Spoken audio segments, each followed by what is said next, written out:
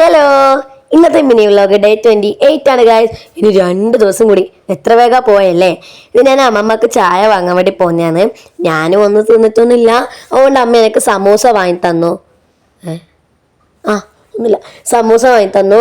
So അതിനകത്തൊന്നും നല്ല taste ഉണ്ടായിരുന്നു.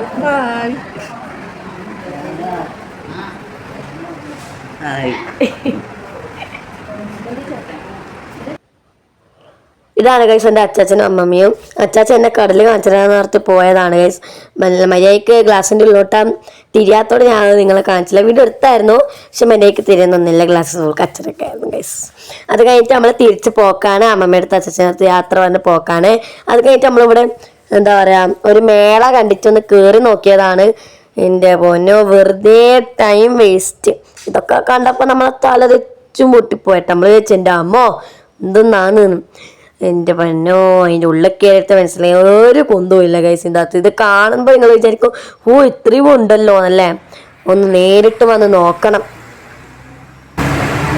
എത്ര നേരമായി നമ്മളവിടെ നിൽക്കുന്നു അറിയോ, ആകെ വട്ട് പിടിപ്പിക്കുന്ന പോലത്തെ. അങ്ങനെ വീട്ടിലെത്തി. സംസ്കൃത എക്സാമാണ് നാളെ.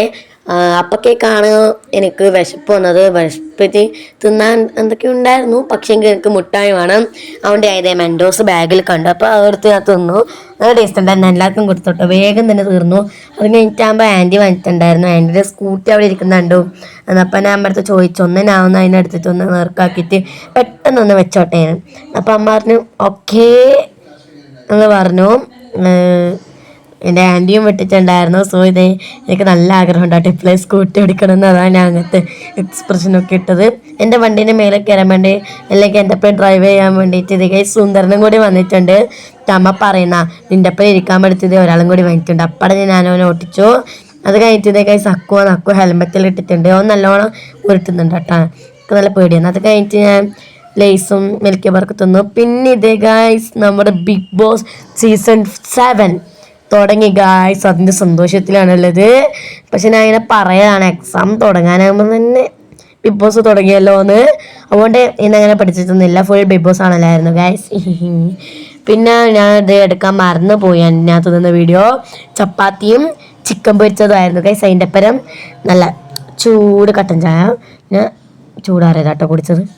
എനിക്ക് ബിഗ് ബോസ് ഇവിടെ മാറ്റുന്നേ ഇല്ല. ഈശ്വരത്തിൽ തന്നെ അങ്ങനെ ഇങ്ങനെയും വെച്ചിട്ടായിരുന്നുള്ളത്. നമുക്ക് എല്ലാവർക്കും ബിഗ് ബോസ് ഭയങ്കര ഇഷ്ടമാണ്. നല്ല എക്സൈറ്റ്മെൻ്റ് ആണ്. പിന്നെ കുറച്ച് കഴിഞ്ഞിട്ട് ഞാനും കട്ടൻ ചായ കുടിച്ചു. ഇതെനിക്ക് 2023 കാണിച്ചിരിക്കാവുന്ന കിട്ടിയ കപ്പാണ്. സോ ഇന്നത്തേക്ക് അത്രയേ ഉള്ളൂ. ബൈ.